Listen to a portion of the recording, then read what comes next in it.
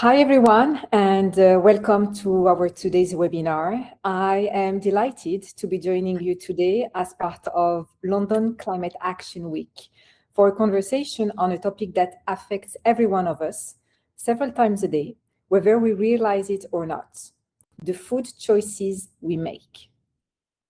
By means of introduction, my name is Nadine Zidani. I am the founder of MENA Impact, a UAE-based platform advancing sustainability, impact entrepreneurship, and climate innovation across the MENA region. Our work spans research, advisory, ecosystem building, and media. We work with founders, investors, corporates, and public sector organizations to accelerate solutions to some of the region's most pressing social and environmental challenges. Over the past decade, sustainability has undergone a remarkable transformation. What was once viewed primarily as a corporate responsibility initiative has become a strategic business priority. Today, sustainability is discussed not only by sustainability teams, but in boardrooms, investment committees, and government agendas around the world. At the same time, expectations have evolved. Investors are asking for more robust sustainability data. Regulators are introducing stronger disclosure requirements, and consumers increasingly expect greater transparency about the products and services we buy. As a result, sustainability is moving beyond reporting to compliance. It is becoming embedded into business strategy, influencing everything from supply chains and procurement to product design and customer experience. For many years, the focus was on measuring emissions. Today, the conversation has shifted toward enabling action. The question is no longer simply how do we measure our impact, but rather how do we use that information to help businesses and consumers make better decisions? We are now entering the next phase, using sustainability data not just to report on the past, but to shape decisions in real time. And that brings us to today's discussion. What if every meal came with climate information, just as naturally as it comes with a price or calorie count? Food systems account for roughly 1/3 of global greenhouse gas emissions, yet most consumers still have very little visibility into the environmental impact of what they order. So today's discussion will explore how climate menu labeling can help bridge that gap, empowering consumers to make informed choices while helping businesses improve transparency, operational efficiency, and sustainability performance. Before we begin, let me briefly explain how today's session will unfold. We'll start hearing from Jessica Skopakasa, who will introduce the Climate on the Menu initiative and explain how technology is making climate information accessible to consumers. We'll then hear from Mr. Vinayaka of ITC Hotel, who will share the practical experience of implementing climate menu labeling within one of the world's leading hospitality groups. Next, Adam Alomar will explore the consumer perspective, how people respond to sustainability information, and what it will take for initiatives like this to become mainstream. And finally, we'll hear from Bella Rey, who will bring the perspective of the next generation and share how young consumers view sustainability and the role they expect businesses to play. Throughout the session, you will see a few live polls appear on your screen. We'd love for you to participate, of course, as we will be sharing and discussing the results with our panelists. You're also welcome to submit your questions at any time using the Q&A function. We'll collect them throughout the discussion and address possible during our dedicated Q&A session at the end. With that, let's get started. You will now probably see our first audience poll appear on your screen right now, because we would love to know who is joining us today.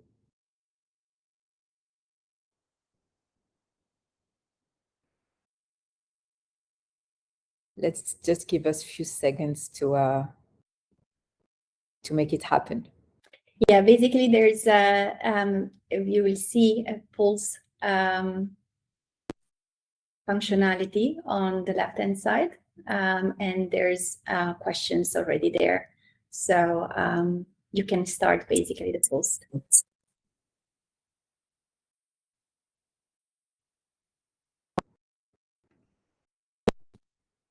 It's appearing now on your screen.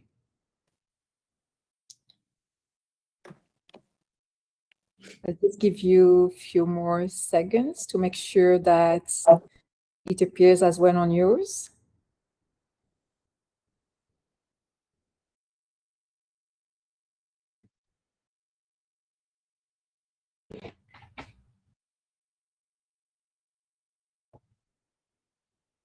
We want to make this session as interactive as possible.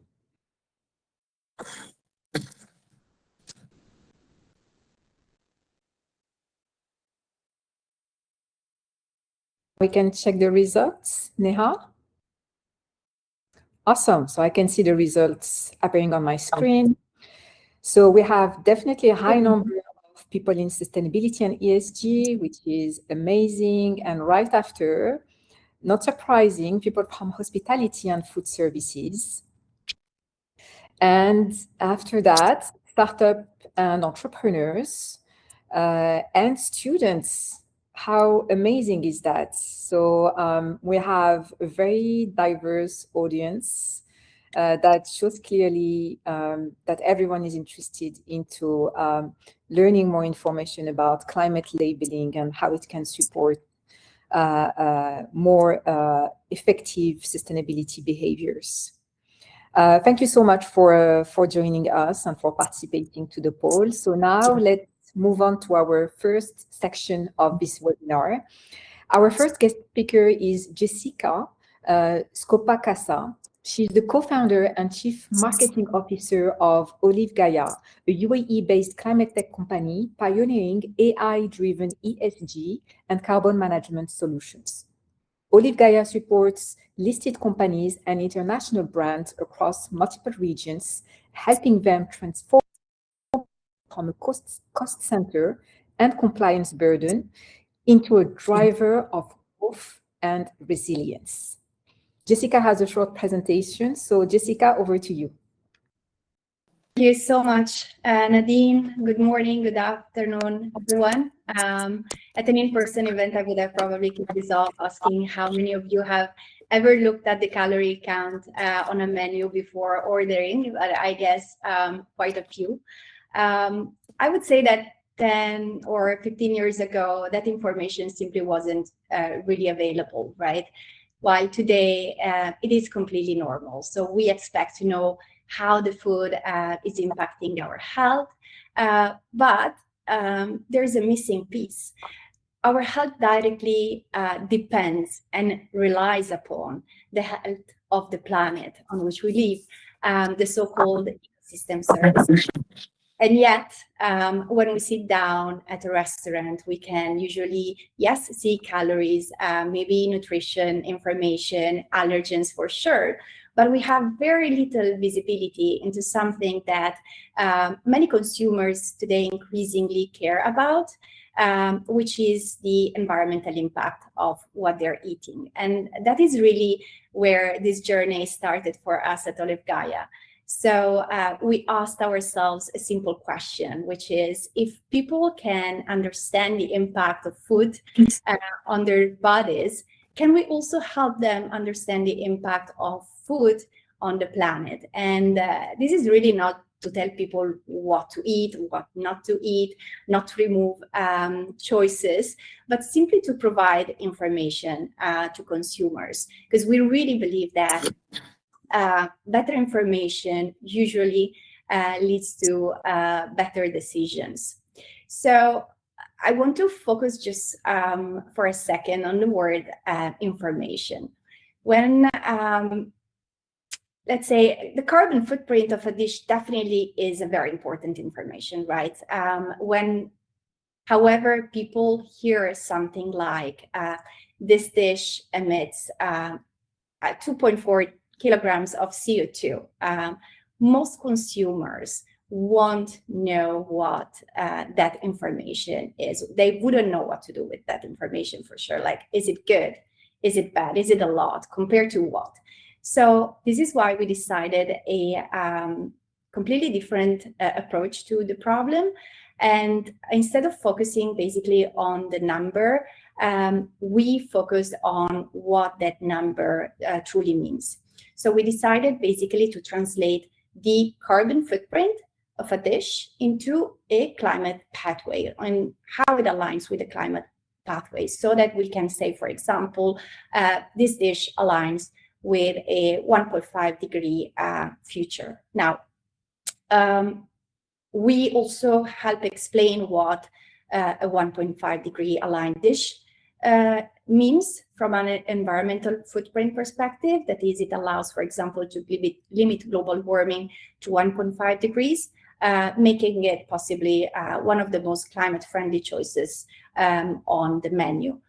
Now, we know that clearly one single dish will not change the planet, but we also know that if everyone ate according to the same environmental profile as this dish, which is climate friendly, then we would be much closer to a world where we can limit global warming within 1.5 degrees above pre-industrial levels. So what I really want to convey here is that people may not understand kilograms of carbon, but they will definitely understand the idea of a warmer planet. And so this is how we can make carbon information really intuitive for everyone sitting at the table.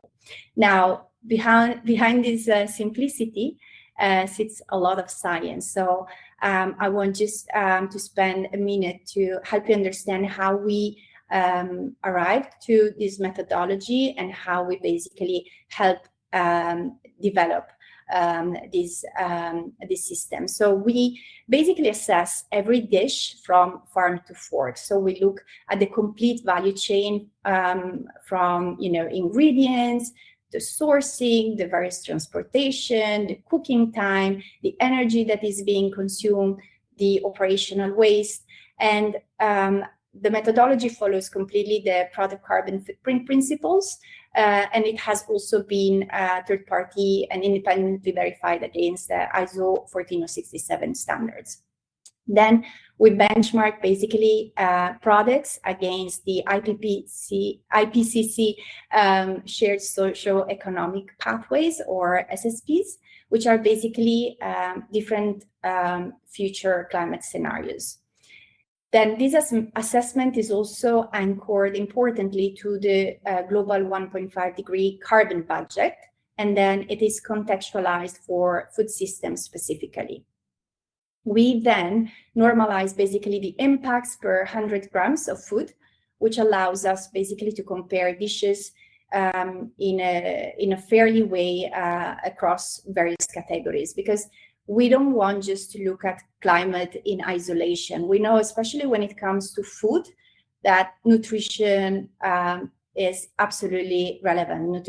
Nutrition matters too. So the goal here is not simply low carbon food. It's basically providing better food choices that are environmentally responsible, while also making sense from a nutritional perspective. So that's basically the methodology behind it. But and this is the last point that I want to touch upon, is that when we started working on the project with ITC and Mr. Binaika, we'll definitely be able to share many more insights about the initiatives, is that initially we were thinking that we were building a climate label. And then, of course, partnering with ITC for this initial project, and we rolled out the methodology, we started actually realizing that the label was only one side of the story. So an equally exciting part was everything that was happening behind the label. So when you start measuring dishes in a consistent manner, when you begin really looking into numbers very, very closely, you start uncovering an incredible amount of intelligence. So you can identify which ingredients, for example, drive the highest impacts, which menu categories perform the best, or where is waste occurring, how can you improve your procurement decisions, where are the opportunities to reduce emissions and costs at the same time. So this is really where you start talking about procurement, about efficiency, about business decisions. So we realized that we weren't just building a labeling solution, but we were actually building an intelligence layer for hospitality to take responsible decisions.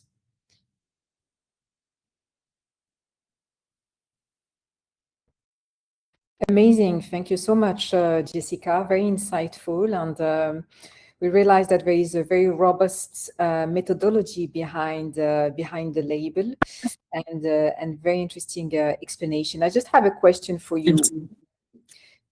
Why do you think it's the right time to introduce climate labeling on the menus? Well, look, I think despite the circumstances and what some leaders might say, all researchers show that consumers are actually really caring about sustainability and the sustainable impact of the products and the services that they buy.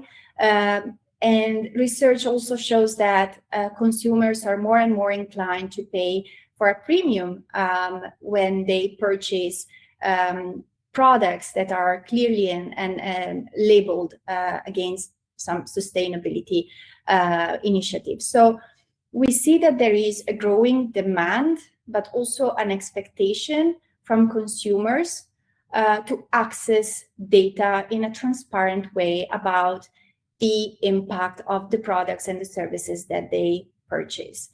At the same time, we also know that executives are under increasing pressure to deliver results on sustainability, on decarbonization. And you cannot do that without data. So we really see that there's, on one hand side, a growing demand for transparency and credibility and effective communication of the sustainable impact or the environmental impact of products and services. And at the same time, executives in various different businesses need actually to act upon these transparent and credible data in order to improve their performance from a sustainability perspective, from an operational efficiency perspective.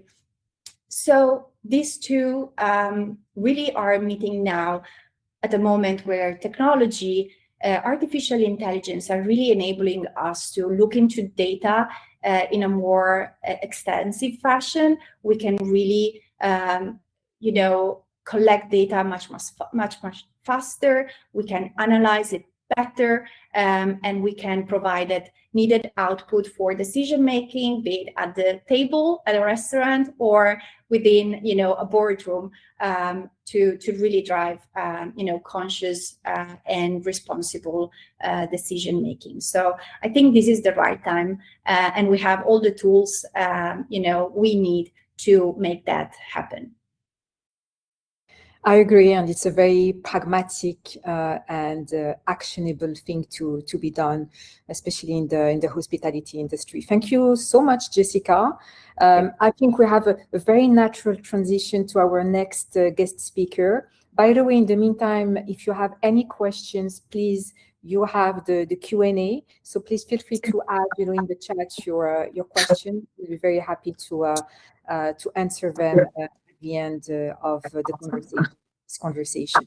So now we want to see, practically speaking, what does it mean in terms of implementation of this climate labeling on menus. And for that, we have Mr. Vinayaka. He's the Vice President of Technical Services, Environment, Health and Safety and Sustainability at ITC Hotels.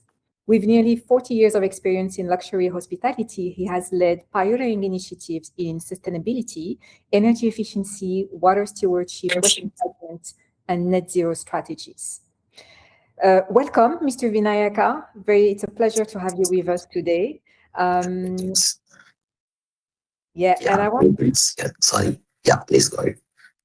Yeah, so I want to start by, asking you, what was the main driver of ITC Hotels to implement the climate labels across its F&B outlets? Yeah, good afternoon from India. Greetings of the day. Basically, our parent company is ITC Limited, which operates on the principle of triple bottom line.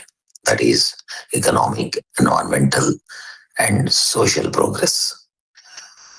As a company of ITC Limited parent, ITC Hotels, our tagline is responsible luxury. That is providing luxury experiences without compromising the Mother Earth, both in terms of environment as well as the society.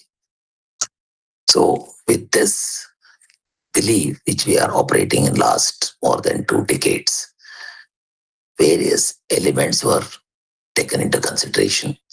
We did it scoping of the entire the portfolio, which is scope 1, scope 2, scope 3. And there's a huge, long road we are crossing. Still, we are in the journey. In that, one of the main element which came is because being an hospitality industry, food plays a very critical role. And I'm saying food and beverage, definitely the one which is we are using as the ingredient. How can we start looking into this from the labeling perspective?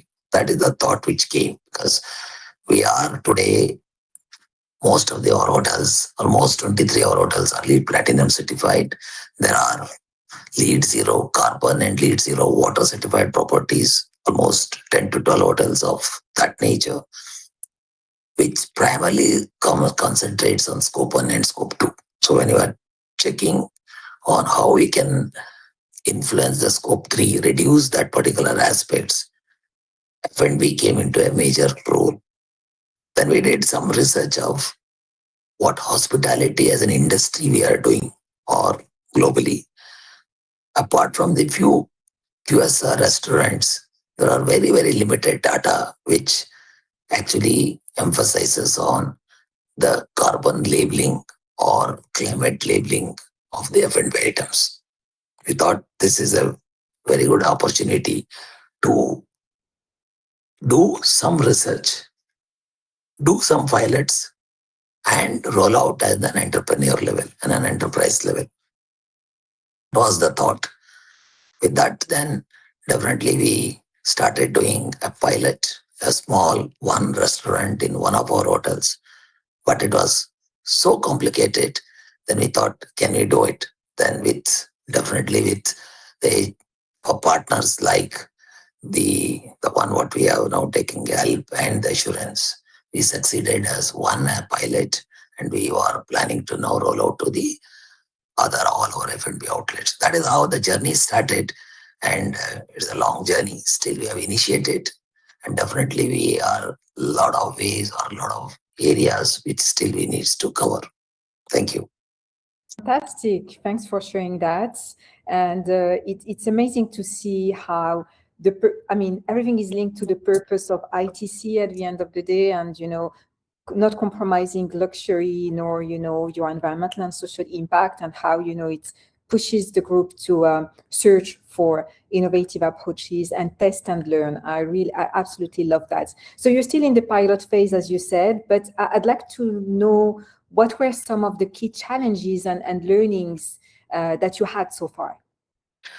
Yes. See, when we start this, we thought it is quite simple because any of those ingredients from where we are sourcing, what is the footprint of each of those ingredients, and then can we bring one smaller methodology or a framework to publish in our menus so that the customers can have a look and make an informed choice. But when I actually did it, few of our items, because in India, the cuisine is quite different. It is a particular dish. In many cases, it is more than 100 ingredients. When I'm saying 100 ingredients, it's related to spices, related to the main thing, whether it is the uh, non-veg or a vegetarian, then the spices, then the oil, you name it.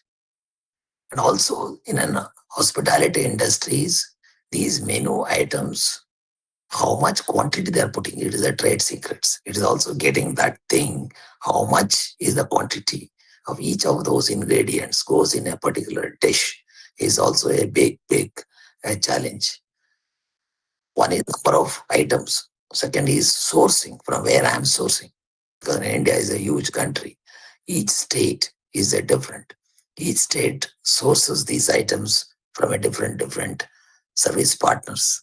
So what is the footprint, whether it is in a transportation, whether it is from where they are growing? See, one is the listing it out.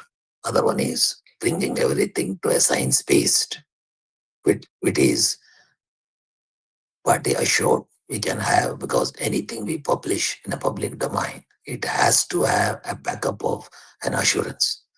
So bringing all this is a big challenge initially, but later we found a methodology. So on some ISO 14047, that's standards, then assurance, also an international standards, but just as mentioned. So like that, it took long time.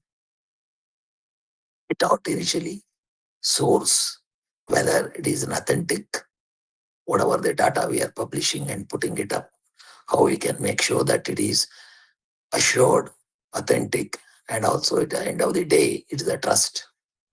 So whatever we have to put, it has to be trustworthy.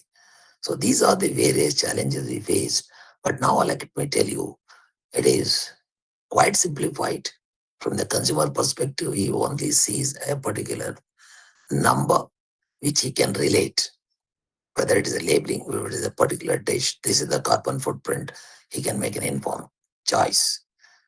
Then from there, where one is the seeing, after that, how to go about it, what is the output of this particular number. Then we thought, can we tweak this menu a little bit without compromising on taste or the flavor to something which is lesser carbon footprint so that I can reduce it. That is how where the things ends. So still we are working on it, definitely. But there are good, I mean, you can say initially there was a lot of excitement among the team.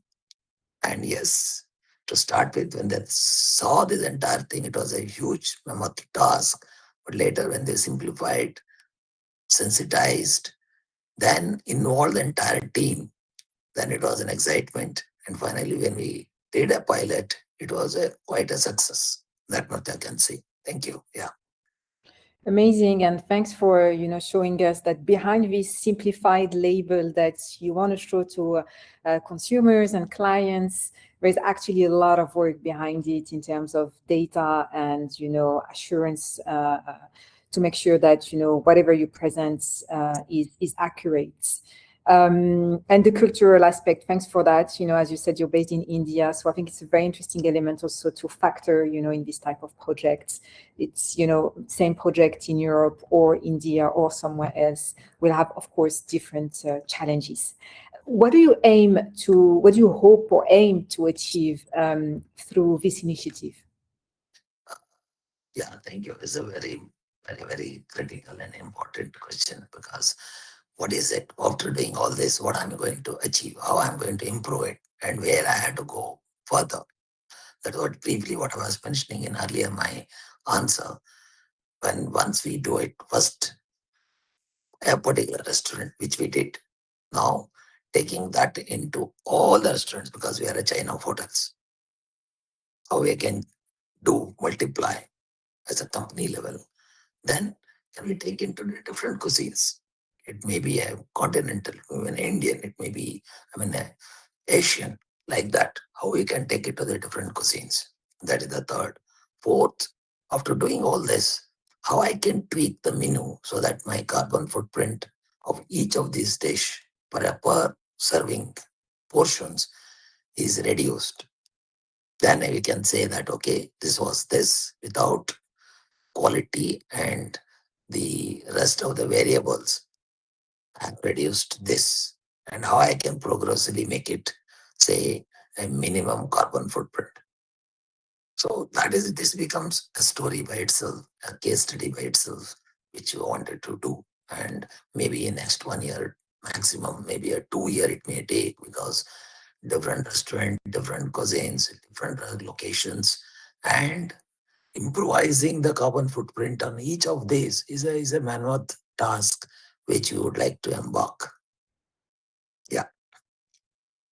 Yeah, so it's not only about showcasing this information to consumers, but as well how you can improve the carbon footprint as as a team, as a group at ITC. So definitely interesting.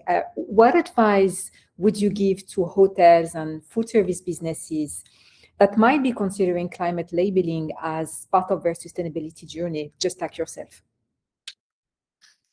Yeah. Sorry, I didn't last. Your voice was breaking. Can you just repeat this question? No worries. Do you have any advice to hotels, businesses that might be considering climate labeling like you're doing at ITC? Yeah, actually, it is a excellent that initiatives that hospitality representatives or the hotel industries should take, because two reasons. One, if you are implement this and progressively improve, it will improve your, like, from my, when we are saying our parent company works on the principle of triple bottom line, which is economic, environmental, and societal. I will look into it on all the three aspects. Definitely, when you do this, when you tweak your menu, carbon footprint is less. It will available at a lesser price. It will definitely serve on the economic fronts. Environmental front, definitely without saying it goes lesser the carbon footprint, better to the environment. Third, societal. If I source the material instead of bringing it from thousands of miles, and if I can source the same ingredient locally, the local society, the people who are going to depend on it, will get more benefited. Hospitality, especially in the starred hotels, definitely will improve and will play a very vital role in influence, because whatever we do here, it will get translated 10 times to the other areas of their societies. So high visibility and definitely a lot of benefits, both societies, environment, as well as our own, the enterprise, the profitability also get improved. So that is why, in a nutshell, I strongly recommend each and every hospitality outlets or organizations should look into it. For example, today the declaration of the calorie in the menu is become a mandatory in this part of the world. I think it is both in Europe as well as in the US also the same. You have to mention what is the calories, nutritional values. And third one is on the carbon footprint. Then also it becomes an holistic. So that is what my suggestion to my fellow um, industry leaders. Thank you so much. Thanks. I mean, it makes things really very tangible, and a lot of learnings from those first pilots. I would love, of course, to continue in the months ahead, the discussion to see what else, you've learned through the journey. Thank you so much, Mr. Vinayaka. Let's move to our next poll. So we want to ask you another question. So it should appear on your screen. Would climate information on menus influence your dining choices? And I think that's the right moment to ask these questions after our two amazing guest speakers. So I'll give you a few seconds so we can all reply.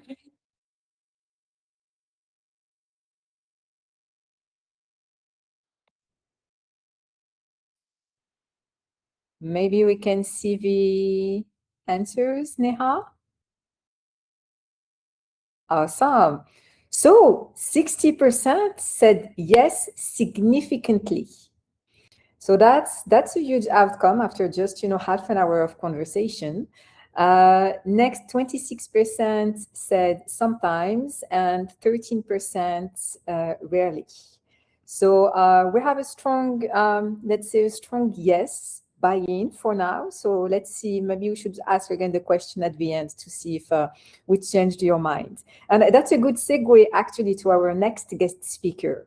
Let me introduce him, Adam Alomar, CEO of Maloons Global. He is an experienced business strategist and investment advisor with a track record of supporting multi-billion-dollar organizations across multiple industries.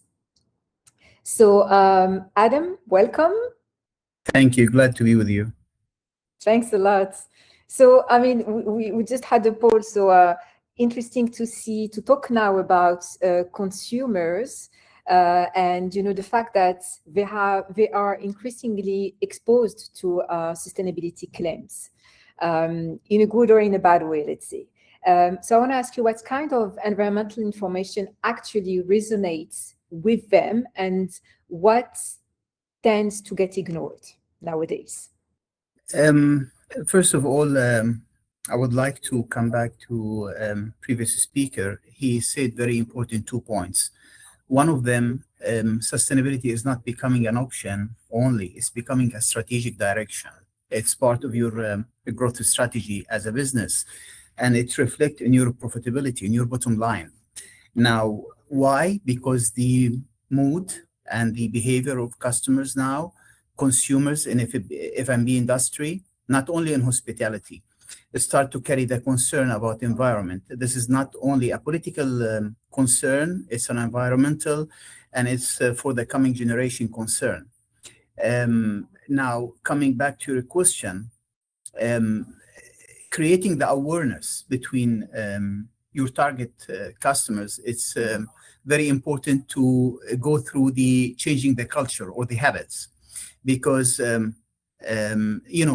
people, they get used to what they are doing unless there's a power of change or a trend that passing through the whole society, and mainly sustainability and the concern about environment, not only coming about the weather change, it's coming to our basic needs that we use and consumes, because we are talking about resources, endowments. And these endowments, we have to understand, doesn't belong to us only. It belongs to the generation to come, like it used to belong to our grandfathers. And we are here because they sustain what they could provide to us nowadays. Now, our first task is to understand how to promote it to our audience, our cultures. Second, not to have the confusion that it's something only related to environment. It's becoming a big business. It is an income generated operations now, because depending on that concern that we built on the mind and awareness of our customers, this is how we tag our price of what we provide them. And one very important thing, we should go out from the corporate social responsibility in this, not only to focus on that, to how to make it as a business-oriented trend. Our previous speaker, he's in hospitality industry, and we develop a lot of hospitality concepts. And one of the major component of his revenue streams is F&B. So yes, it is a major concern for him. It's a major concern for us in the industry, especially in hospitality industry. And it's bigger than this. It's a major concern for the society as a whole. It's a global concern. And we should be aware how to manage it and how to lead the change in a way that we sustain or create the supply chain in a way that we create the governance. When he talked about his experience and piloting, one very important point I would like to add to what he previously said, all this process will not work if we don't put the right governance within it. Because any business process you can put it, or any change you can adopt, but if you don't have the governance that can sustain and control such change, we will end up doing nothing. Thanks a lot. And, since the discussion is around today, climate labels, from a behavior perspective, do you believe that it can really influence decisions and, consumers' behaviors going forward? The decision maker, you have to take it into different layers. One, the decision maker layer, where he should, using the social media, the communication channel, to make it as a need rather than as a want. It's not a luxurious thing, like what happened in fashion industry, where people start to look on the fashion industry in a different way. Exploitation of laborers, leather industry, all of this, then we start to change our consumption or consuming behavior in a way that we don't accept to buy anything that, even if it's coming from the biggest brands in the world, that is produced by abusing human capital or abusing animals or abusing endowments for poor countries. So the first thing is to create the awareness in a very, not the emotional one. The emotional one, it will fade, it will disappear. The awareness that depends on the facts, and the facts that coming from future, which means the data we provide to people, to the crowd that we have to take care of their consumption behavior, has to be based on a facts, not emotional decision.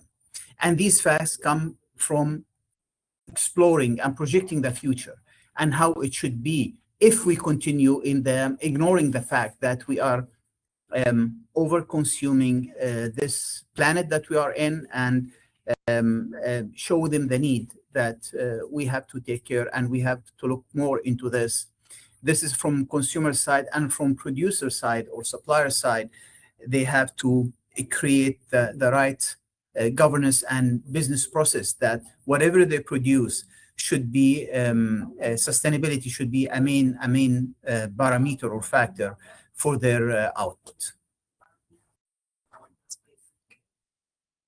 And to become mainstream, especially the climate labeling, or any information that we share with consumer, especially in the hospitality sector that we're focusing on today. What do we need to focus on? Is it a matter to you of industry standards, regulation, infrastructure, or anything else? Regulation normally doesn't have the right enforcement unless you connected with the social factors, where we create the reason why we are doing this.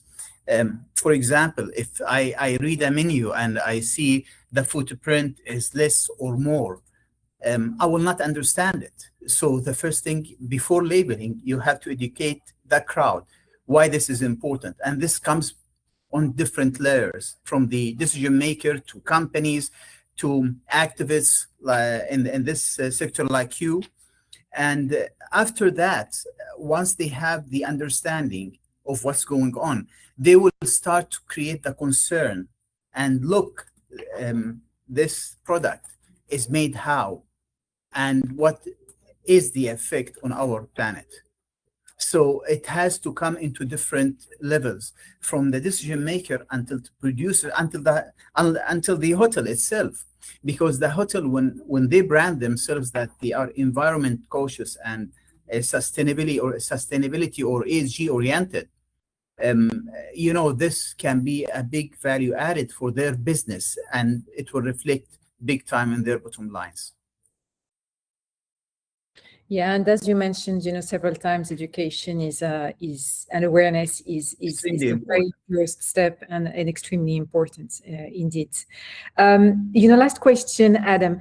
How do you expect consumer-facing sustainability disclosures, like, for example, today the climate labels, to evolve over the next 5 or 10 years? Do you expect that to become mainstream, or how do you see things evolving?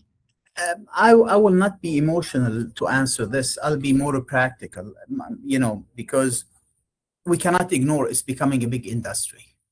It's a huge industry. And when I say it's a huge industry, it means there's a big investment coming in ESG, sustainability, changing the production cycle, even investment in equipments and the way we generate the final output. So I think this trend starts, and it will not stop. It will be a way of life. But during this time, it's not just changing the infrastructure and the product that we produce to meet the change what we want. We have to understand this change will lead or will be linked to our growth strategy, and especially the quantitative one, which means that if I'm in this road or roadmap I adopted as an organization, this will lead to maximize my economic business value as a chain of hotels or as a chain of F&B industry. So we have to understand, being away from emotional, and we love environment, we have to look at it as a business, as a new trend, as something started. It's trillions of dollars now, the industry, and I don't think it will stop. Given the exogenous factor of climate change that force us to adapt this. But within this change, we find the opportunity that we think it will be the trend of the future, no doubt.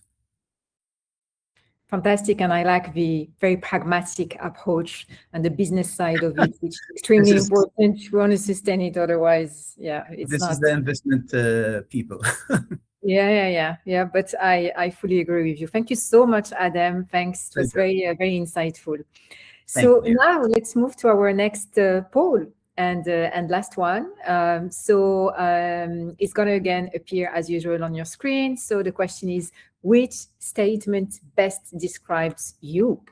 And you have a couple of options that going to tell us more about, what type of consumer you are and what type of choices you make. So I'll just give you a few more seconds before we move to our next and final guest speaker.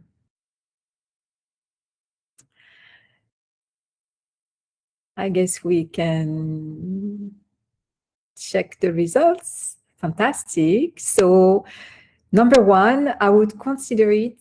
So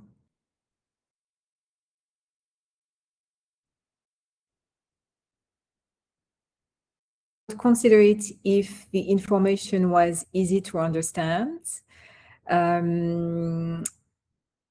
which makes sense, and it's pretty in line, with what we've been talking about, the climate labels, and how, there is a lot of work on the background to make it easy and understandable by everyone.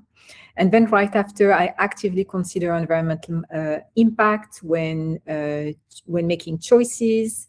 And after that, very important, I care, but convenience usually wins. And I like also this one as well, because it shows how pragmatic and practical we have to be about climate and sustainability claims on, products and any type of services to make it, as seamless as possible to consumers.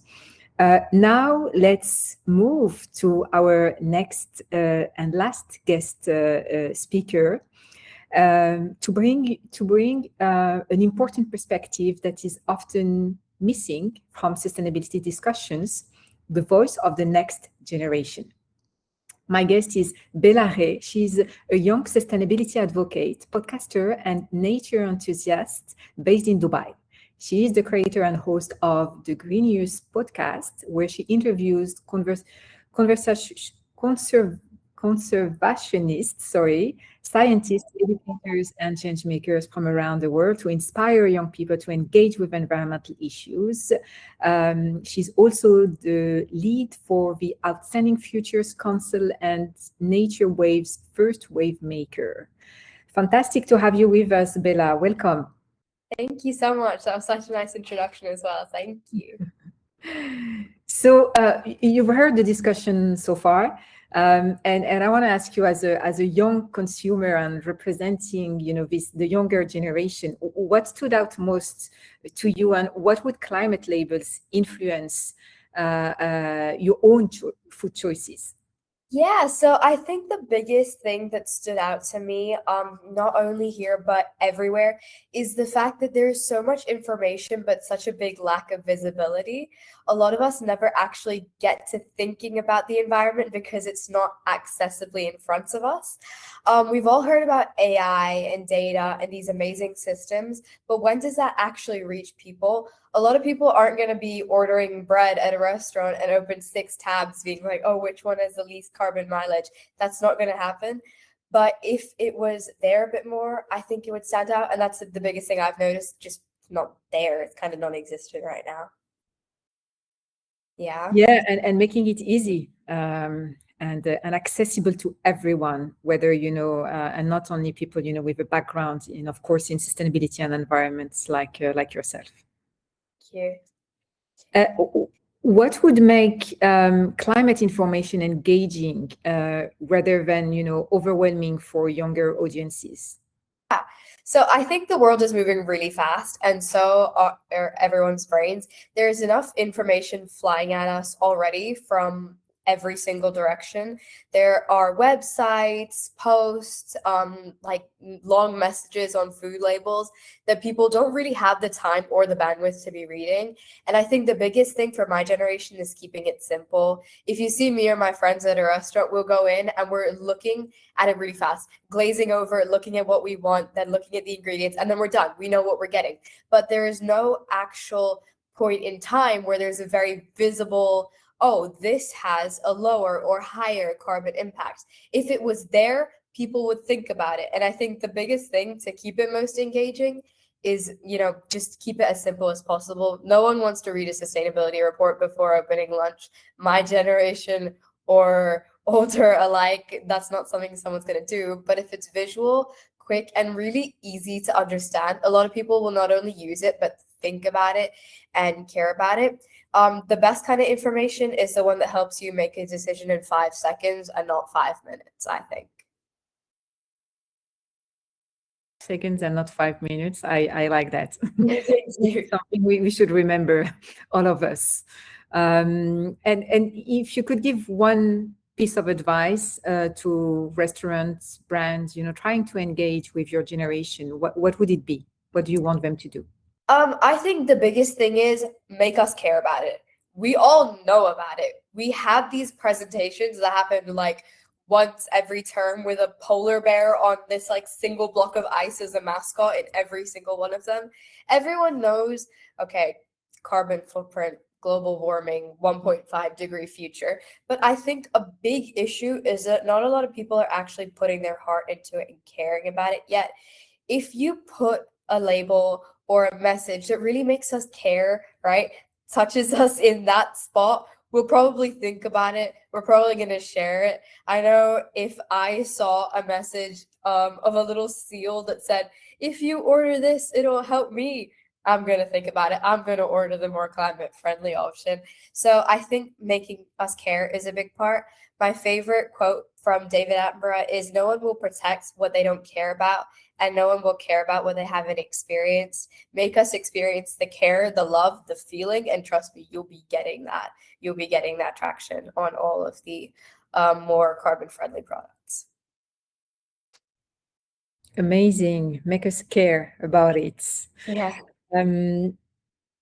If climate labels become standard in restaurants tomorrow, let's imagine that any restaurant we go to, will have on the menu, climate labels. Do you think young people would actually use them? Do you think it's going to truly influence their choices? Yeah, I do, but totally, but definitely not in the way that a lot of people would expect. I don't think teenagers are gonna walk into a restaurant and suddenly become climate activists. Like no one's gonna instantly look at it and be like, "Oh my God, no, no, no, I'm totally gonna order this now." But people will actually start noticing it, and I think that's the biggest thing. Once something becomes really visible, people will think about it, people will care about it. They'll talk about it with friends, families will start talking about it, schools will start talking about it, and it will become this massive, massive, massive ripple effect from one little thought that's gone and been planted in someone's mind. It's gonna be the seed. That seed is gonna keep growing. It's gonna keep getting bigger, and once they've seen it once, I'm always gonna be thinking about it. If I saw that, oh, your burger is coming from a lot closer, better for the environment. Now everywhere I go, I'm gonna be like, how much carbon off-put is this? How much am I going to impact the environment and the planet and global warming by ordering this? So it's not just going to influence once, but it's going to influence infinitely. It's going to become this growing thing that everyone will pick up on, not just once but forever. So I think it's going to be really useful, guys. You should really start it. To anyone watching who's in power here, guys, go on, you got this, I believe. Amazing, and you're absolutely right. It's also the recurrence and how many times you're going to see those labels that they become kind of standard in our lives, and this is how at the end of the day it's going to influence, I guess, our behavior. Yeah. Fantastic. Thank you so much, Bella. We have a few minutes left before the end of this webinar. So to the audience, if you have any questions, please feel free to put them in the Q&A. So there is like a question mark. So you just click on it and you can add, your questions. Otherwise, in the meantime, I'd love to do a final round with our fantastic guest speakers. And I want to ask you all of you, if there is one action our audience could take tomorrow to make their food choices more sustainable, what would it be? Maybe we can start with you, Bella. Yeah, of course, no problem. I got it. So I think the one thing that people should start doing is just look for it. Look for a change, look for a label, look for anything that would put that seed in your minds, and just get curious. Ask a question you won't normally ask. Think about something that you probably won't normally think about. Where does it come from? Is it the lower impact question? Small questions and small thoughts will lead to big changes, and I think that's how everything great in this world comes about. So just go, be curious, think, ask questions. Go to the people who are selling you this stuff and be like, how much carbon mileage does this have? And trust me, you'll be getting places. That's my answer. Yeah, I absolutely agree, and that's very inspiring from your generation, Bella, and how you question things and challenge, the standards. Thank you so much, Mr. Vinayaka. I can see you, so if you have final words as well. Yeah, I agree with Bella. First, ask questions. So even as a customers, when they start asking questions, then definitely that will trigger the hoteliers, because exactly like earlier, the trend a couple of years back was customers used to ask, what is this calorie? How much is that energy? How much is the calories? Now that became a norm. Like that. Before that, they were asking what is the cost of this particular dish. Then it started calories. Now if the customer asks this simple question, definitely over the time, it becomes an industry standard. 100%, from price to the calories and the impact on my health to what's the overall impact of my meal on the planet and society at large. Thanks a lot, Adam. Would love to hear from you.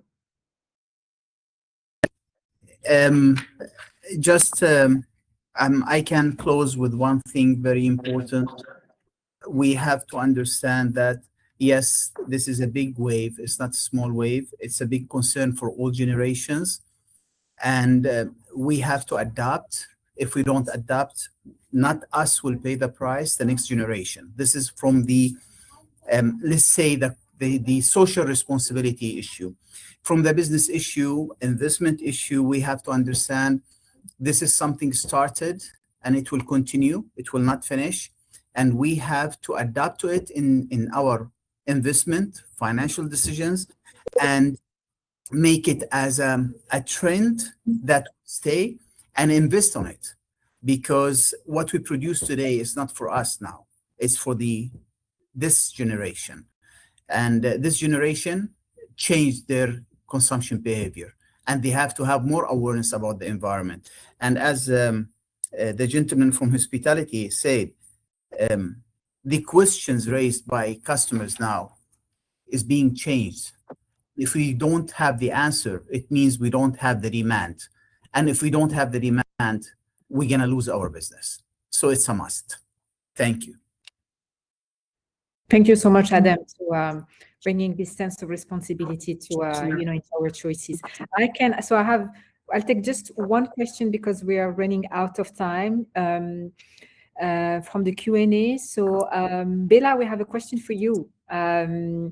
You've interviewed scientists, conservationists, and change makers on the Green News podcast. What's the one lesson that's changed the way you personally think about food?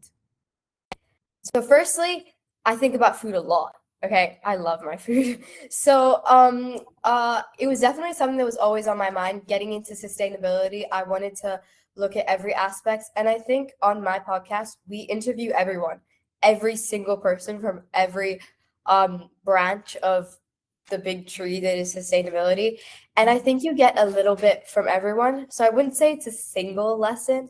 I think it's more one really, really big sort of castle or fortress that's built up of knowledge. Some of the biggest takeaways would be, butterfly effect. That's always something I come back on. One little pebble in a lake, eventually it's going to reach every end of it. So really just go for one little thing.